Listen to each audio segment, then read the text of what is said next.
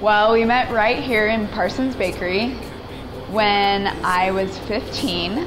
I was going to turn 16 the next day, and I came down to Bountiful to hang out with my cousin Carly, who worked here. She claims she was visiting Carly.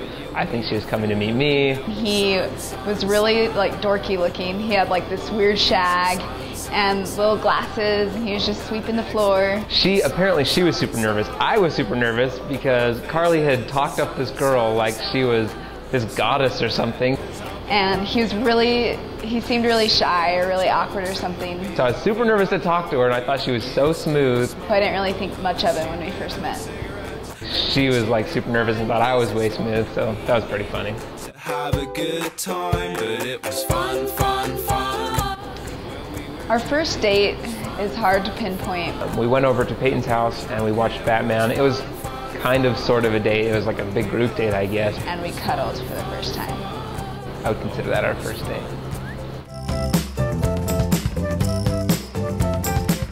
So there was a lot that led up to this kiss. And it was New Year's Eve. He had just gone home from his mission, and I was kind of interested in him, but he was more interested in me. She dropped some hints in the past that I should kiss her on New Year's Eve, but I wasn't sure if she was joking.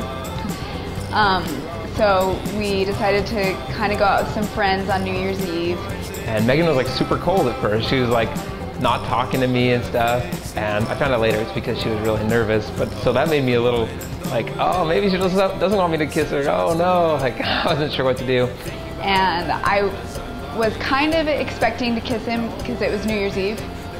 But I didn't know for sure because I had a missionary. Then we went over to Brandon's house and we watched Inception together, like a whole bunch of us. And Megan and I got the whole back row of the theater room to ourselves, and everybody else was on the front row. So we had nice, good privacy. And we were cuddling really snug and cozy. She was getting close to me and stuff. So I was like, okay, maybe she does. So I decided I would drop a few hints. And he kept like kissing my forehead and then kissing my cheek, and so I knew that what he was planning on. And she decided to start rubbing my lips with her finger, and that's like the universal sign of kiss me. So I was like, okay, it's for sure, I'm gonna do it. So finally, like halfway through the movie, he kissed me. So I went in and I kissed her, and then my cousin walked in on us. It was embarrassing. Wherever you go, there'll be love, love, love. Wherever you go, there'll be love. So he had been in Pittsburgh and like across the country for over a week. So Megan wasn't expecting it, and I said, all right, this is perfect. And he was coming home at the end of the week, and he called me up and he's like, hey, I've got a great idea for our date this Saturday. I didn't think that I was going to get proposed to that night because I didn't think the ring had come yet. Trevor and I came up with a plan. So we said, all right, we're going to tell Megan that we're going on a double date. And I was a little bit disappointed because he'd been gone for more than a week, and I really wanted to hang out with just him. I met with my mom, and we started to like put all the food together and all the arrangements together and everything. And then we drove out to Willard Bay, and we set everything up. And that day he told me he had to work. So he was working all day, and his sisters told me they really wanted to go to Ogden on 25th Street to go shopping with me. It took us longer than we'd expected, and so Megan was like, are you guys coming? We're like, sorry, we had to stay later at work than we thought. I just showered up, we're getting everything ready. He said he was on his way to come get me. So we picked her up, and her parents talked to us a little bit while I was at the house before we left. But I guess after we left, her mom turned to her dad and was like, it's happening tonight. He looks really nervous. She's gonna get engaged. And we drove up to Willard, and I remember the lady that was at the booth where you pay, she was just staring at him and like had this really goofy smile on her face. So on the way out of the park, I told the girl, I said, okay, I'm gonna be coming back in like 20 minutes, and I'm gonna be proposing to the girl I'm with. She can't know that I was already here earlier. So I'm gonna give you my card, pretend to run it, and then hand me this same receipt back. So that's what we did, and as we pulled up, she came out with this big giant smile on her face. And I was like, oh, she thinks you're hot. She's checking you out. So we go and park, and we start walking along the beach. And he kept distracting me, like, oh, look at the sunset, look at the water, so that I wouldn't see like where we were going. We got like 10, 15 feet away before she noticed, and she was just like, oh, look at that, that's so cool. And then I looked ahead, and there was this table set up, bachelorette style, with like these tiki torches and a tablecloth and the fake champagne in a little bucket, and it was really fancy. And I thought that she realized what was going on, and she just like stopped dead in her tracks and like screamed. He led me to the table, and I was kind of convincing myself that it was just a date, that Trevor was coming, and that this was just like, this was not the night. So she thought maybe it wasn't even gonna happen, and I didn't realize that. If I'd known that, I wouldn't have said anything, and I would have just kept her guessing and wondering if I was actually gonna propose. So then we were just eating dinner. He made this chicken Alfredo and some eclairs, which was a big deal because neither of us eat sugar. Well, me just for the wedding diet, him just for a weird lifestyle. And then he poured fake champagne. And then we danced to Embraceable You. We have like this connection to that song and stuff by Judy Garland. I was kind of trying to teach him these different moves that I'd learned in social dance the year before. We were just being really goofy. And then afterwards, I like knelt down, and so my mom, who had helped me set up, had put the ring there because I didn't want to have it in my pocket and have her know, that I had it or anything. But I didn't know which chair she put it under, mine or hers. And he told me to close my eyes, which I thought was kind of cheesy. I like checked under the chairs. Luckily, it was under mine. And then I was on my knees, and I told her to open her eyes. He had the ring, and I never had pictured it with me sitting down. So I was like, hold on, stop, I have to stand up. So, then I told her I loved her and I wanted to spend the rest of my life with her and stuff, and asked her to marry me. And she started squealing and stuff. And we were hugging and kissing, and then I look over and I see this camera poking out of the bushes, and his sister popped out, and she had been like recording the whole thing, which was kind of embarrassing because I'd been showing him all those weird dance moves. And then I told my other sister, my younger sister, and my mom they could come out, and they all came down and congratulated us and stuff. But it was pretty funny. How would I describe him? He is a very tender-hearted. He doesn't like to hurt anybody. And he's very kind. He's super goofy. Even when it drives me crazy a little bit, he loves being goofy, but I love that about him too. He is very passionate. He has a lot of different interests. He really likes building things, and he really likes the outdoors. He's really smart. Sometimes I'm even smarter than him, but he's super humble too about that.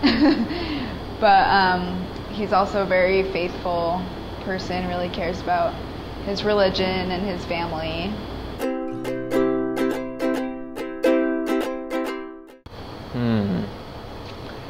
Witty, beautiful. She's got kind of a sass to her. It's like a good sass though. It's like a strong woman kind of sass. And intelligent. I think you're cute and funny, maybe I won't. That is a really embarrassing question. I would say the love means like loyalty, always having somebody's back, no matter who it is you're going up against, like always being there, being on their side, defending them and stuff. It's when you put the other person's needs before your own, and you can't imagine your life without them. I would say that it means like dedication, being there no matter how hard things get, no matter how much the other person does, even like to hurt you, like you're dedicated to that person because you love them, and you stick through it with them. And I think selflessness as well, just like caring more about the other person than yourself. I think above all, just wanting to serve them and sacrifice things that are important to you for them, because their happiness is more important than your own. Worried looks, and we will put the lonesome. That's complicated. Because I decided that I wanted to marry her on New Year's Day. On New Year's Day, the day after we kissed, he came over and He stayed really late at my house. And that night we had like this really deep, like spiritual and emotional talk and stuff. And I realized like this girl is really unique and she's just really good for me. We were just talking about his mission and my experiences that I'd had in the last 2 years. And he described a lot of these trials that he'd had that were just super similar to mine. And I could just like feel like this really strong connection. And I realized like that night I really wanted to marry this girl, and I felt like I was going to marry her. It was more just that, actually. I felt like I was going to. I wouldn't say I was in love with her at that point, but I really felt like it was going to happen. And I think it was then that I realized that I could fall in love with him. And then it was just a few weeks later after we'd been dating and spending a lot of time together, and I just felt like he got to know me super fast and he'd really accepted a lot of my faults. So that's when I knew that I loved him. So I really felt like I was in love at that point, but looking back now and like seeing how much I love her at this point, I would say that the love that I had there was like pretty weak and like immature.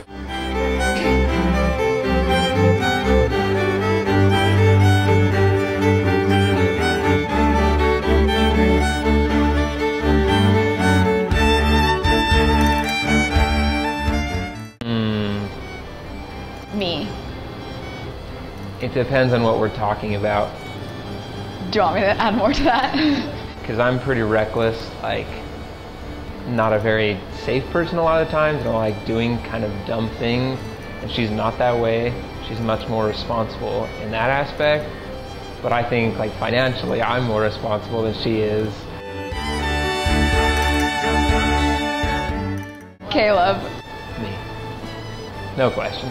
Oh, he tried to teach me stick shift the other day, and I actually did pretty good, but I don't consider myself a great driver, and I think he's pretty good.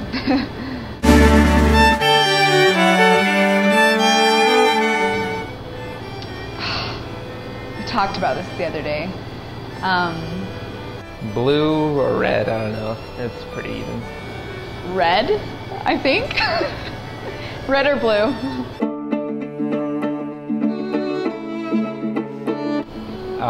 Purple. Oh, purple.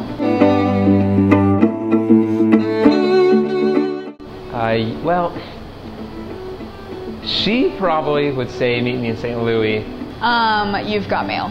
But I think it's a tie between Meet Me in St. Louis and there's Meet St. Louis. It might be Meet Me in St. Louis or You've Got Mail. One of those two.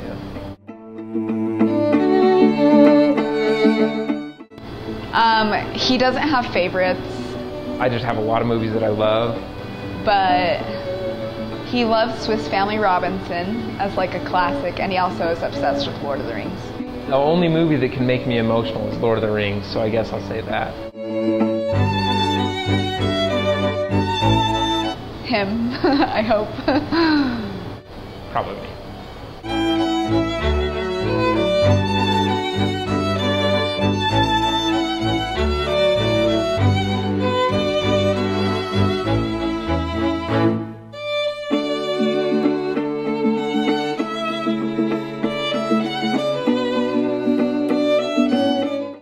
It depends on the room. I think that she's got a messier bathroom and I've got a messier bedroom, so. I think he's a little bit more messy, but also more organized.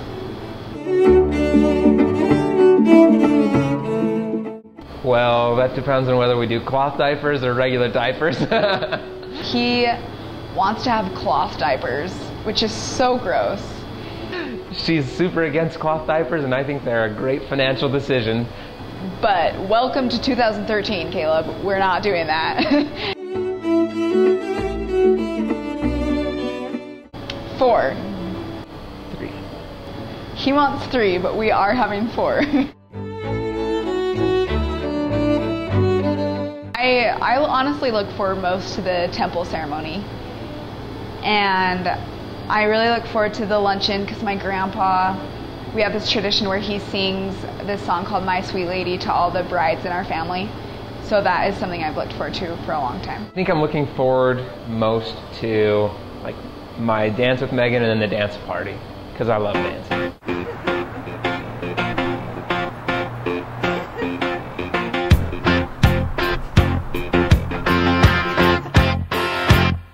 What I want, you got in mind. My favorite thing is probably just how relaxed he is when I get super stressed out. He always calms me down, and he's just a super chill guy.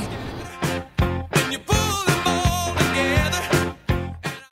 Well, I would say the thing that made me like really fall for her initially, like New Year's Day, was her testimony. Like she just had, I was on my mission, me and my companions talked a lot about, man, I really hope we can find someone that like understands the way we feel about like the gospel and stuff, that hasn't gone on a mission. Like maybe we'll have to marry a returned missionary. And then like that day after talking to her, I realized like she had experienced the same changes that a missionary experiences, but it was through like her time in Russia and stuff that she had experienced those changes. So her testimony was probably the thing that sold me. So I guess that. Twist and shout my way out and wrap yourself. Yeah. I'm kind of looking forward to that, but kind of nervous about that as well. I look forward to him just being right there through all of the stressful times in my life, because as I've been up at school and he's been down at school, we haven't been able to be together when I've been super stressed out about school or work, and so I look forward to him being there when I get home and just having time with him.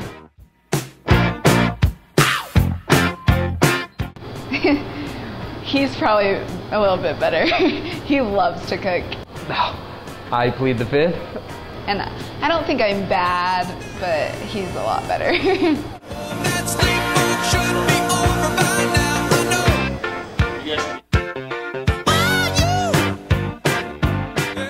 I know. Okay, Caleb, I just want to let you know that I am so grateful for you. I'm so grateful that you have given me so many chances of being crazy and so stressed out, and you've still loved me through the whole thing. And I love you so much. I'm so excited to spend eternity with you. And I just want to let you know that I love you, and I am so excited to be here with you today on our wedding, because this is when you'll be seeing it.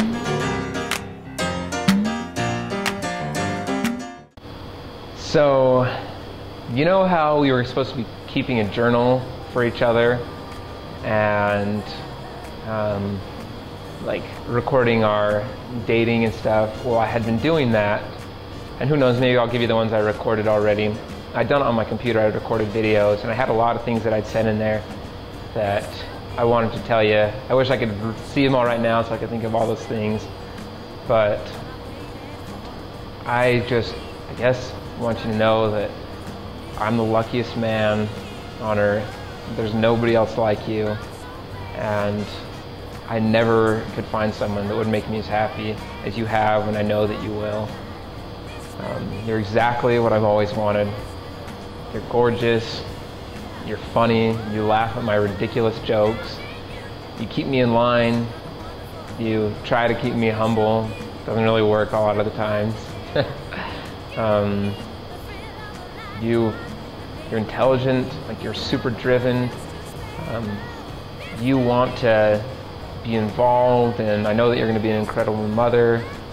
I know that you're going to support me, and you've told me that, you'll support me in my decisions and my occupation, and you want me to be a spiritual leader. You're a spiritual giant, and I'm so happy that you chose me.